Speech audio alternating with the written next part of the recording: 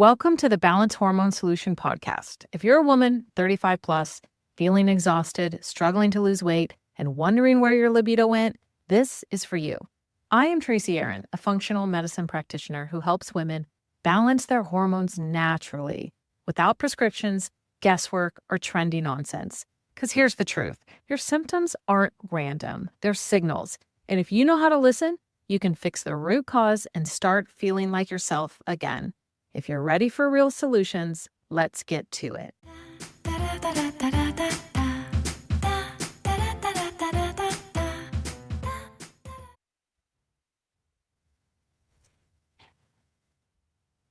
Hello, everyone, and welcome back to the Balanced Hormone Solution podcast. I'm so glad that you're here. I am your host, Tracy Aaron, and today we are talking about something that I see every single week in my practice, and that is these hidden imbalances that are often missed on standard lab work. If you have ever been told your labs are normal, everything looks fine, you're just getting older, or my personal favorite and one that I was told over and over and over, hey, it's just stress.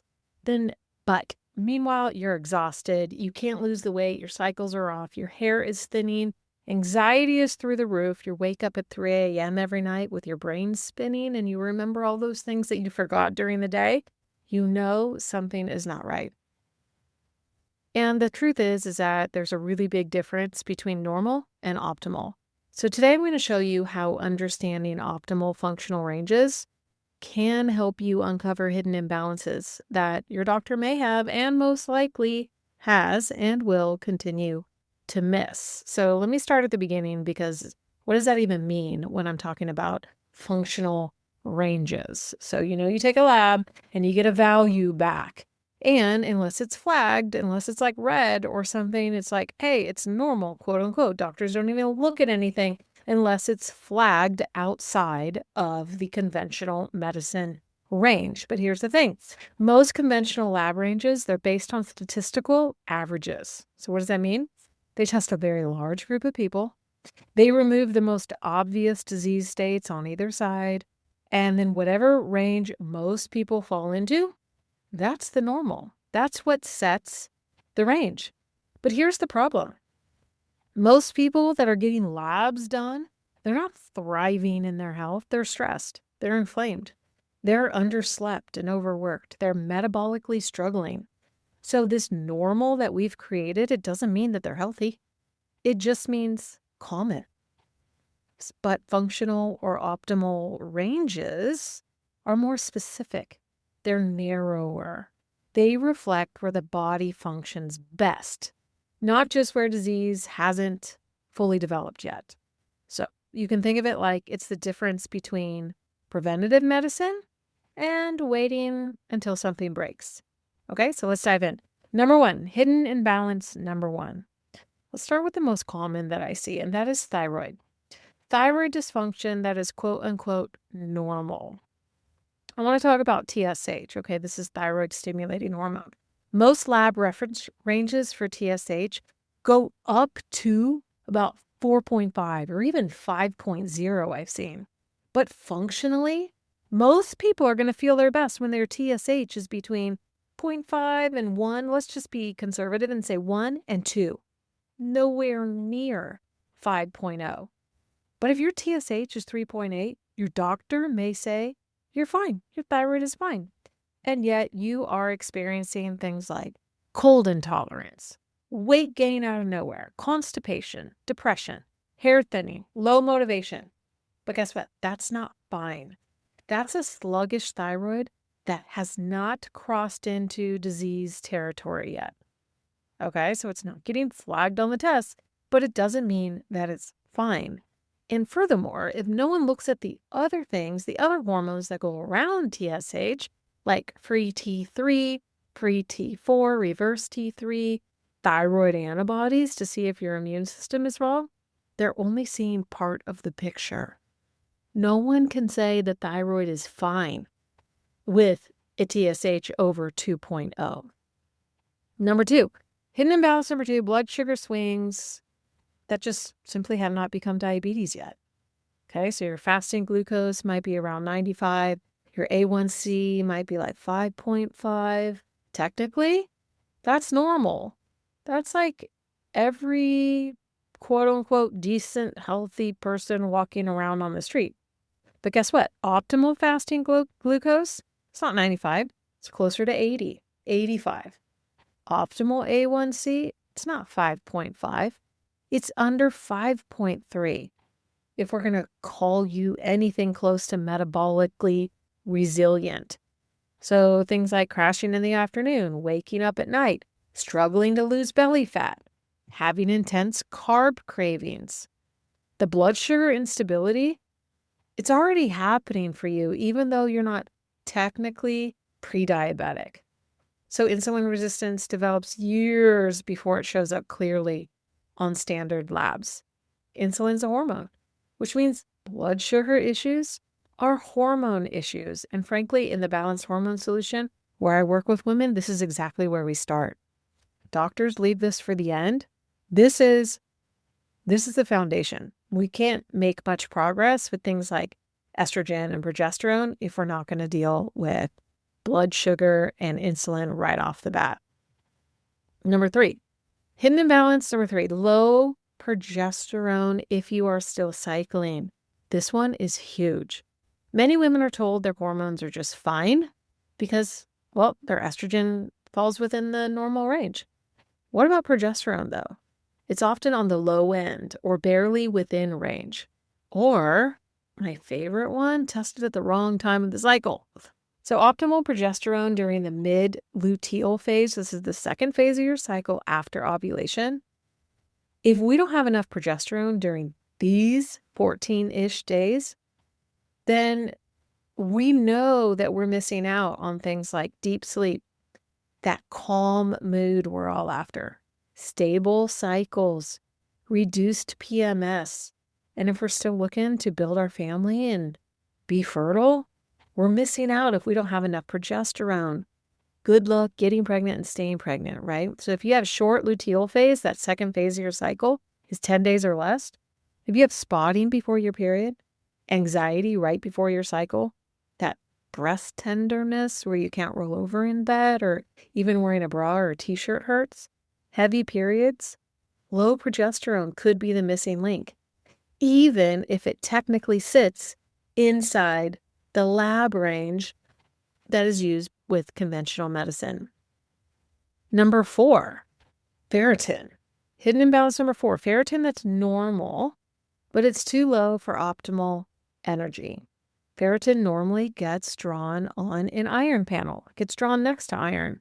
Ferritin, the reason is because ferritin is your stored iron marker. So labs may list ferritin as normal. If you're anywhere, get this range, 15 to 150. Whoa. But many women don't feel well unless ferritin is somewhere between 50 and 70. But if your ferritin is 18, guess what? You're going to be told you're fine.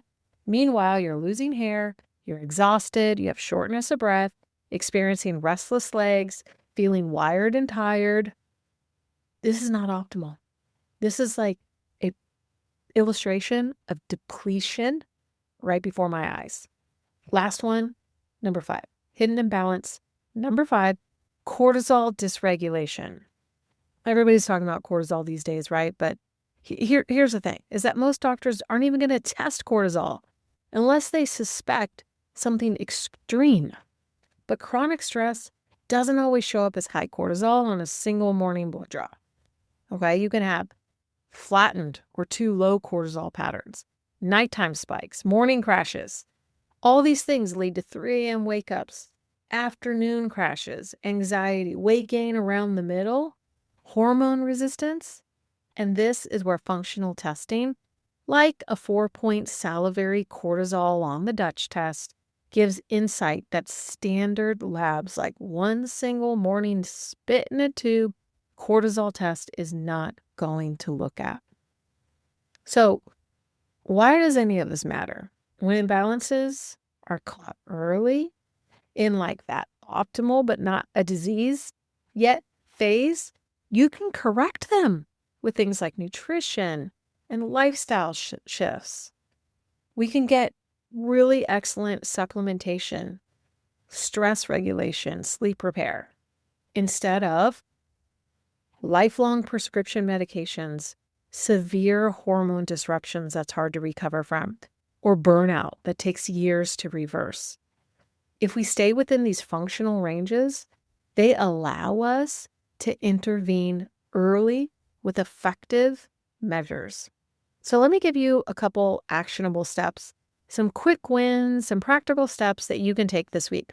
Number one, just get a copy of your labs. Do you know how many women I speak to, they say they had labs drawn, but they don't have copies of them? You are your own best advocate. Get all the paperwork you can and you need. Get a file folder. Label them by year, doesn't matter. Put them in a 3-ring binder. Get copies of your labs. Never accept a doctor telling you that everything is normal. Ask for your actual numbers. They're yours. You are entitled to them. I want you to look at TSH, free T3, free T4, thyroid antibodies, fasting glucose, A1C, fasting insulin, ferritin, vitamin D, progesterone, only if it's timed correctly, okay? Because all of these numbers, they're telling a story. Number two, I want you to track your symptoms. Your body, it's your information. Your body's your data. So write down things like your energy patterns, your sleep quality, your cycle symptoms, mood shifts. When do you have cravings? When did your hair change? What does your weight fluctuation look like? Because labs plus these symptoms gives a practitioner like me the clarity with precision to dial in exactly your own root cause. Step 3, it's time to stabilize your blood sugar immediately. Like now, like yesterday, because this is the fastest win. So where do you start with this? Okay, you're going to eat protein within 30 to 60 minutes of waking. You're going to aim for about 30 grams a meal.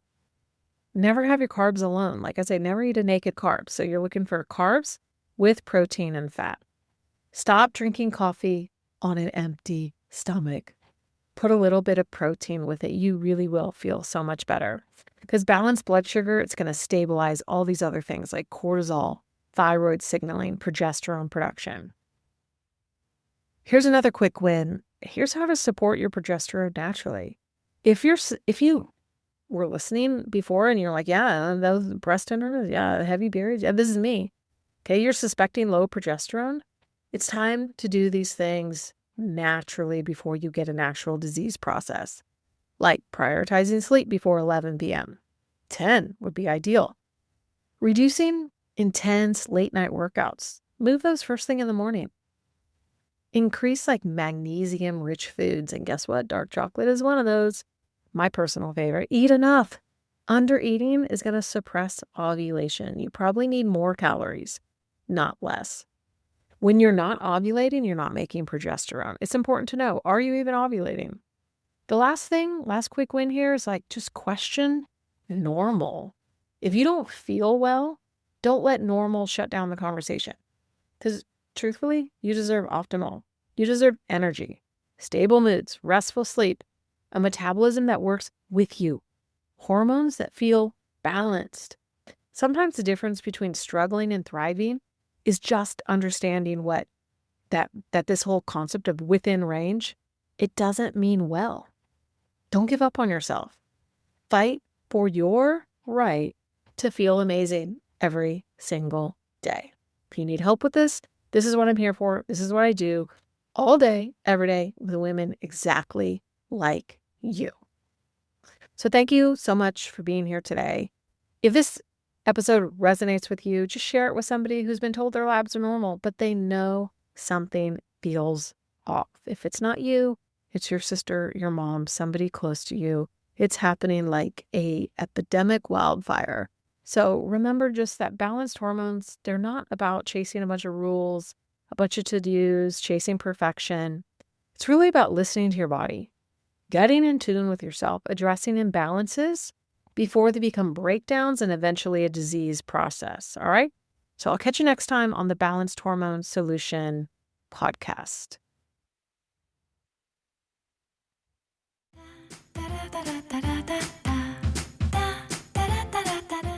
That's it for today's episode of the Balanced Hormone Solution podcast. If this resonated, don't just listen, do something about it. Make sure to subscribe so you don't miss what's coming next. And if you know another woman who's tired of feeling like a stranger in her own body, send her this way. For more support, check out the show notes. I've got resources to help you get started. Just remember, your body isn't broken. You just need the right tools. See you next time.